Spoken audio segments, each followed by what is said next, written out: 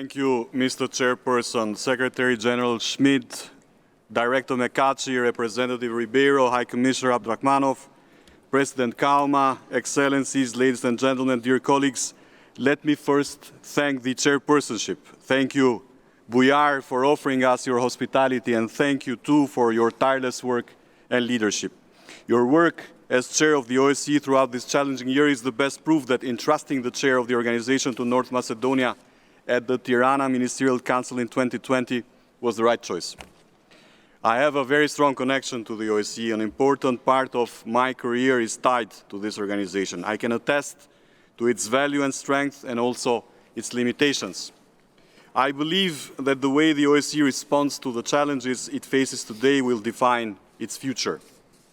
But in order to face the future, we must first recognize the source of the challenge we face today. The biggest threat to our security today, indeed to our entire security architecture, including this very organization, is Russia and its illegal war of aggression against Ukraine. This tragic war has had dramatic repercussions for the OSCE across all three dimensions. By misusing the unique mechanism of our cooperation, the consensus, and by blocking it for all important decisions, Russia has sought to weaken and paralyze our organization.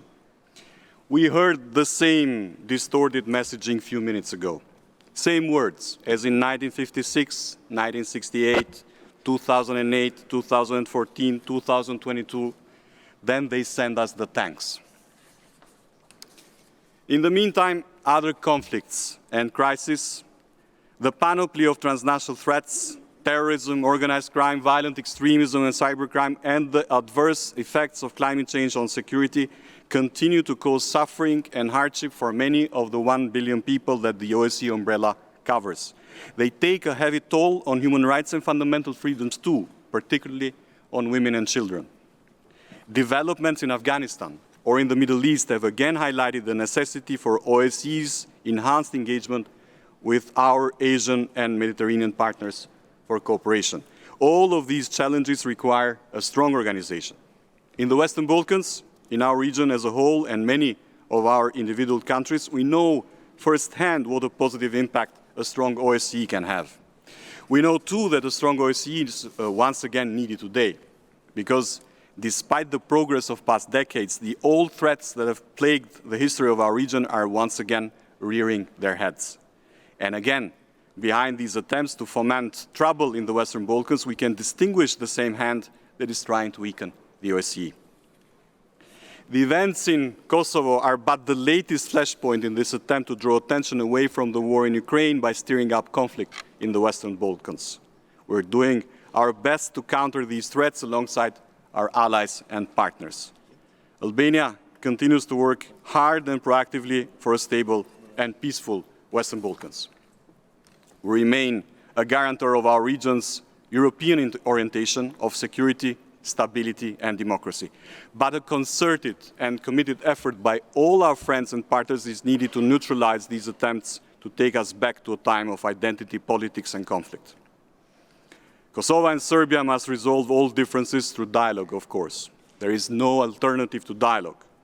But we must all recognize that the best way to make the Western Balkans, and by extension Europe, more secure is to recognize Kosovo's independence and grant its rightful place at this table and to any other international forums. Mr. Chair, the OSCE has a unique role to play in promoting peace and security in these times of global turbulence.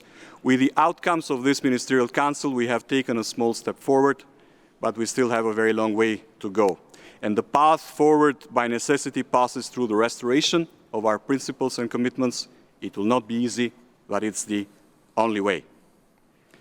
Albania commends the readiness of any participating state to step up as chair. It is a huge responsibility, it's true, but a far greater and heavier responsibility for us all would have been to have no chair for next year. Fortunately, that outcome seems to have been avoided. I congratulate Malta for coming forward to lead us next year. It is our duty too to secure continuity and full representation for the 4 most senior positions of the executive structures. The Secretary General and the heads of institutions have done commendable work and merit the continuation of their mandates.